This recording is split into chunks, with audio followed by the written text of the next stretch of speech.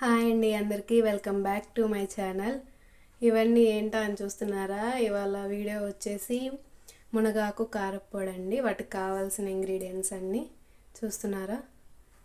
చిన్నులపాయ, కొంచెం చింతపండు, 4 ఎండుమిరగాయలు, కొంచెం మినప్పప్పు, కొంచెం జీలకర్ర, కొంచెం కరివేపాకు, ధనియాలు కొంచెం. మన మెయిన్ వచ్చేసి మునగాకండి. ఇవన్నీ మనం ఇప్పుడు ఎలా చేద్దామో మునగాకు కారం చూసేద్దాం.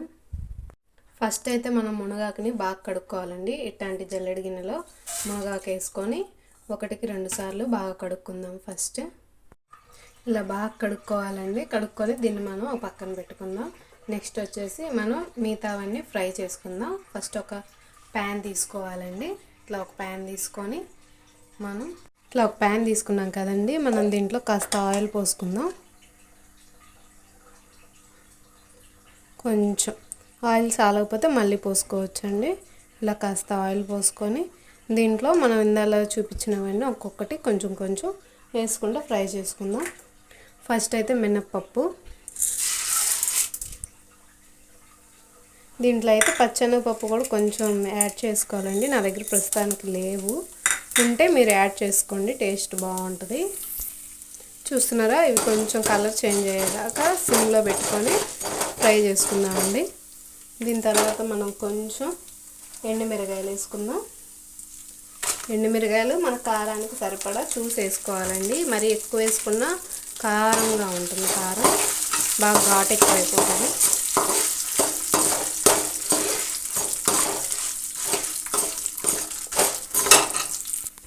నెక్స్ట్ కాస్త ధనియాలు యాడ్ చేసుకుందామండి.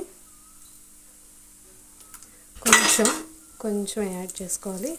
కొంచెం ధనియాలు యాడ్ చేసుకొని ఇవి కూడా కొంచెం ఫ్రై చేసుకుందాం. చూసుకొని ఫ్రై చేసుకోవాలండి, జాగ్రత్తగా దగ్గరుండి చేసుకోవాలి. ఆడవాళ్ళు అయితే కంపల్సరీగా రోజు ఫుడ్లో కొంచెం మునగాకు ఎలాగోలా అయినా మన ఫుడ్లో ఉండేటట్టు చూసుకొని తినాలండి. అదే కారప్పొడి అనుకో, మనం తినేటప్పుడు రైస్ కొంచెం ఒక ముద్దలో వేసుకొని తినొచ్చు. బాగా మనకి కాల్షియం అనేది పడుతుందండి బొనికలకి. నెక్స్ట్ మనం కొంచెం జీలకర్ర,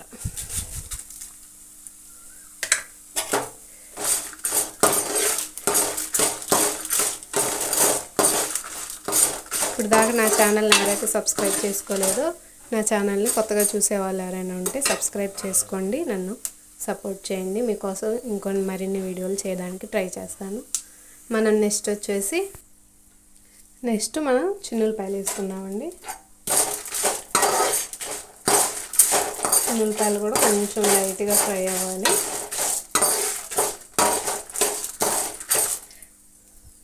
చింతపండు కూడా కొంచెం వేసుకుందామండి. మునగాకంటే కొంచెం చేదుగా ఉంటుందేమో అని అనుకుంటాం. మనం ఇట్లా కారప్పొడి చేసుకుంటే ఏం చేదేమనిపిదండి. కొంచెం చింతపండు కొంచెం. ఇవన్నీ మనం బాగా ఫ్రై చేసుకొని వీటిని బాగా కాసేపు మనం ఆరాలండి. ఫ్యాన్ కింద కొంచెంసేపు వీటిని బాగా ఆరాక మిగతా ప్రాసెస్ అనేది చేసుకుందాం. మనం నెక్స్ట్ ఇదే ప్యాన్లో మునగాకుని ఫ్రై చేసుకుందామండి.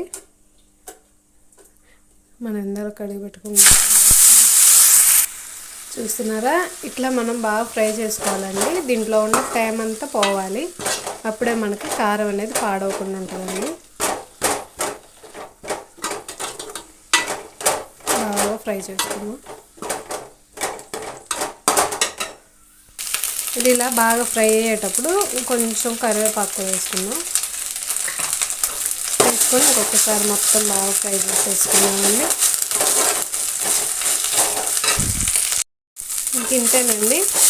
ఇది బాగా చల్లారాక మనం మిక్సీ వేసేసుకుందాం. నెక్స్ట్ చల్లారిపోయాక మనం కొంచెం సాల్ట్ వేసుకొని మిక్సీ వేసుకుందామండి.